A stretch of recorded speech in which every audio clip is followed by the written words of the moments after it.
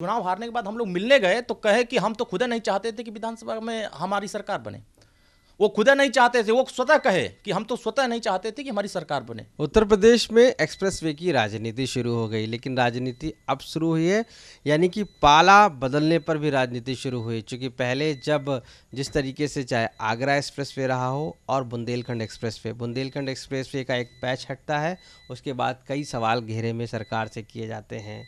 और यही नहीं, सोहेल भारतीय समाज पार्टी जब पहले इस बारे में जब वो पैच हटता तो उस बारे में भी कहती कि सरकार पे सवाल उठाती। लेकिन अब जब एक पुरानी बात होती है, यानी कि जब अखिलेश यादव से अलग होते हैं, तब ये बात निकल कर आ रही कि जो पहले आगरा एक्सप्रेसवे था वहाँ कर भी जब धंस गई थी, तो उसके बारे में भी एक ट्वीट किया गया सोहेल भारतीय समाज पार्टी के national spokes person Arun Rajbhar की तरफ से।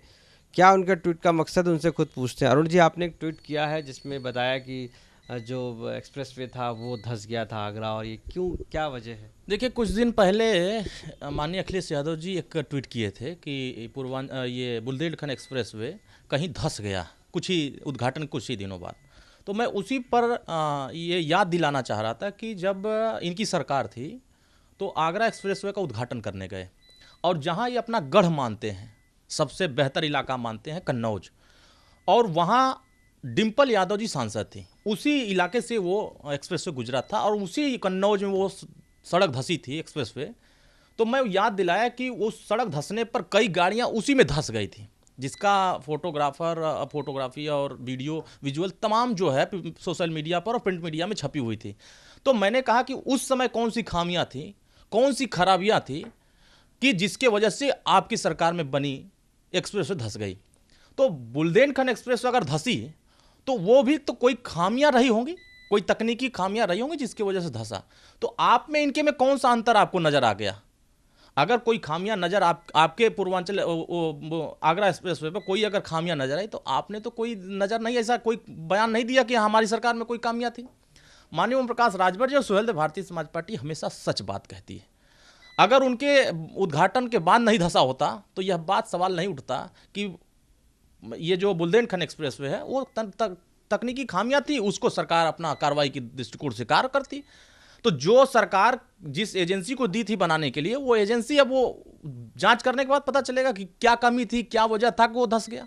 तो वो जांच करने का मांग करने की बजाय माननीय अखिलेश यादव जी खामियां गिना रहे हैं।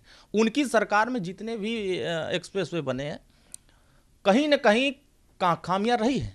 वो अपना कमी उजागर न कर हो, अपनी कमी उजागर ना हो सके, वो दूसरी की कमियों को ज़्यादा उजागर करते हैं। तो मैं वो बस यही कहना उनसे चाहता हूं कि दूसरे की कमी उजागर करने से पहले अपनी कमी को भी एक बार आकलन करना चाहिए। क्या ये रहा है कि अभी आप, चूंकि अभी तक अखिलेश यादव की तरफ से बोलते रहे हैं, पार्टी की तरफ से, और सरकार को घेरे में लेते रहे हैं, लेकिन ये आपका ट्वीट अब देखा जा रहा है कि आप सरकार की तरफ से अखिलेश यादव को घेर रहे हैं।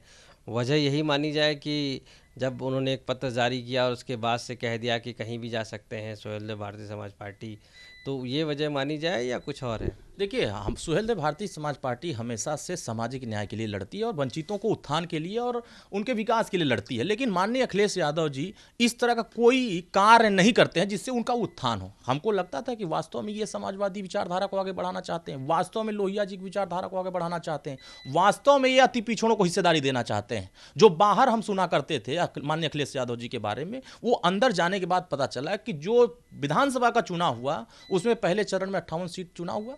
ये 58 सीटों में एक भी प्रजापति, एक भी पाल, एक भी कश्यप, एक भी अर्कवंशी, एक भी बंजारा को टिकट नहीं दिया।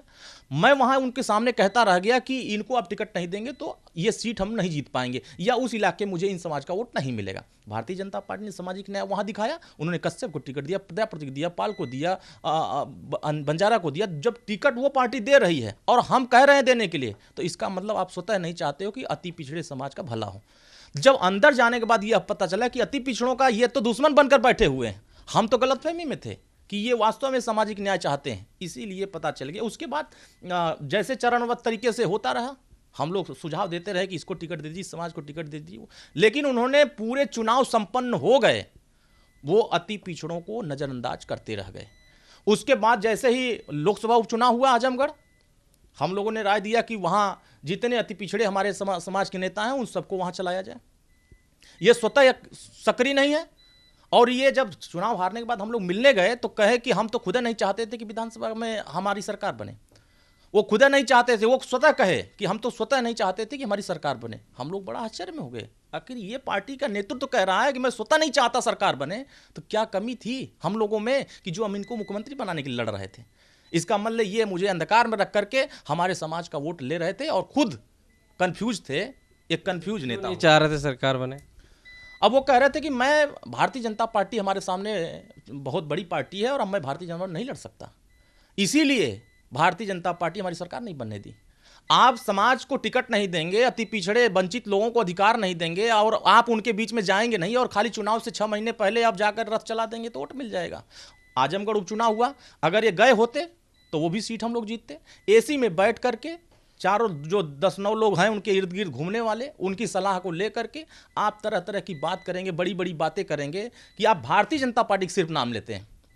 आप अपना कोई नया योजना आप प्रदेश की जनता के सामने नहीं रखना चाहते। आप सिर्फ भारतीय जनता पार्टी से मुसलमानों को डराते हैं, आप सिर्फ अति पिछड़ों को यह इशारा करते हैं कि आपकी दुश्मन है। मैं तो वास्तव में कहता हूं कि समाजवादी पार्टी वास्तव में अति पिछड़ों की दुश्मन है। वो नहीं चाहती है कि इनका भला हो, इनका सम्मान, इनको सम्मान मिले। इसीलिए माननीय ओम प्रकाश राजभर इनका इंतजार किए। राष्ट्रपति के चुनाव में भी वही घटना घटी कि इन्होंने विपक्ष के उम्मीदवार को ठेका ले लिया कि नहीं हम इनको जितवाएंगे, उत्तर प्रदेश से हम इनको ज़्यादा से ज़्यादा मतदान कराएंगे।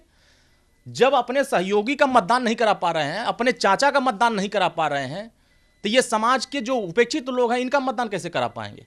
तो ये चीज़ें रही कि उन्होंने वहाँ भी नजरअंदाज किया। माननीय ओम प्रकाश राजभर को वहाँ भी नहीं पूछा, बैठक में भी नहीं पूछा, प्रेस कॉन्फ्रेंस में नहीं पूछा है और वोट मांगने का भी काम नहीं किया। आज तो पता चल रहा है कन्नौज में उन्होंने एक नया ड्रामा बयान दे दिया कि माननीय ओम प्रकाश राजभर जी ने जब बात किया तो ऐसे बयान दिया कि समाज हम कहने लायक नहीं है कि उस तरह कह दें। मैं तो कहता हूँ कि आजमगढ़ नहीं आप नहीं गए, हम लोग प्रचार करने, एक बार भी आपने फोन करके नहीं कहा कि आप लोग चले जाइए। अब पूरे चुनाव संपन्न हो गए, आपने एक बार भी नहीं कहा कि आइए 2024 की रणनीति बनाई जाए। हम लोग रणनीति बनाने के लिए बार बार इनको कहते थे, लेकिन इनकी मंशा कह रहे हम प्रधानमंत्री थोड़ी ना बनने के लिए हैं, हमें प्रधानमंत्री नहीं बनना है। मतलब एक राष्ट्रीय अध्यक्ष उत्तर प्रदेश का बड़ा विपक्ष का नेता कह रहा है मुझे प्रधानमंत्री थोड़ी ना बनना, मुझे तो मुख्यमंत्री बनना। ऐसे ही रहेगा, यही इसी तरीके से रवैया रहेगा तो मुख्यमंत्री बनना दूर हो जाएगा। तो अब आपकी राह जो है अलग हो गई है अखिलेश यादव जी से, तो अब अगली राह कहाँ जाएंगे? क्या आप बीएसपी जाएंगे या बीजेपी जाएंगे? देखिए, अगली राह के बारे में अभी हम लोग अनवरत अपने संगठन के लोगों के बीच में बैठक कर रहे हैं। बैठक अभी जौनपुर में हुआ, मऊ में हुआ, आजमगढ़ में हुआ, बनारस में हुआ। अब अगली बैठक हमारी 27 तारीख को बस्ती में होनी है। उस बैठक के बाद ये रणनीति बन जाएगी कि आगे हम लोग किस दिशा में जाएंगे और उसी आधार पर अपने प्रमुख नेताओं से, जो हमारे मुख्य नेता हैं, उनके बीच में बैठक करेंगे, रणनीति बनाएंगे। आगे किसके साथ जाना है, किसके साथ नहीं जाना है, वो अभी एक रणनीति का हिस्सा होगा। बीजेपी की केंद्रीय मंत्री अनुप्रिया पटेल हैं, उन्होंने कहा है कि जो ओम प्रकाश राजभर और सोहेलदेव भारतीय समाज पार्टी अगर बीजेपी में रहते हैं, एनडीए में रहते हैं तो ज़्यादा ठीक है। नहीं, अच्छा, उन्होंने सही कहा है, क्योंकि वो अपनी पार्टी के जिम्मेदार हैं, हम अपनी पार्टी के जिम्मेदार हैं। हम स्वतः डिसाइड करेंगे मुझे किसके साथ जाना है, हमारे समाज का भला किसके साथ है, हमारे उन तबकों का भला किसके साथ है जिन तबकों की लड़ाई माननीय ओम प्रकाश राजभर जी लड़ते हैं। वंचित तबकों की, आदिवासियों की, पिछड़ों की, दलितों की, उपेक्षित लोगों की, समाज के हर तबके में जो उपेक्षित हैं, जो अभी तक हाशिए पर खड़े हैं, उनको न्याय सामाजिक स्तर पर कैसे मिलेगा, उनको राजनीति में भागीदारी कैसे मिलेगी, जहाँ यह लग जाएगा कि नहीं, हाँ दल इसके साथ जाने पर सम्मान मिलेगा, सुरक्षा मिलेगा, समाज का विकास होगा और हमारे समाज को वास्तव में राजभर समाज का जहाँ भला होगा, माननीय ओम प्रकाश राजभर जी वहाँ जाने के लिए विचार करेंगे। तो ये अरुण राजभर साफ तौर से माना है कि जिस तरीके से जिनके क्षेत्र का विकास हो, इनके लोगों का विकास हो और इसके साथ साथ जो राजभर हैं उनका विकास जिस पार्टी में होगा, सम्मान जिस पार्टी में होगा, उसी पार्टी की तरफ रुख करेंगे। रुख साफ हो गया है और अब तलखी जो है समाजवादी पार्टी से पूरी तरीके से निकलकर सामने आ गई है। लखनऊ में कैमरा पर्सन गौरव के साथ आशीष श्रीवास्तव, यूपी तक।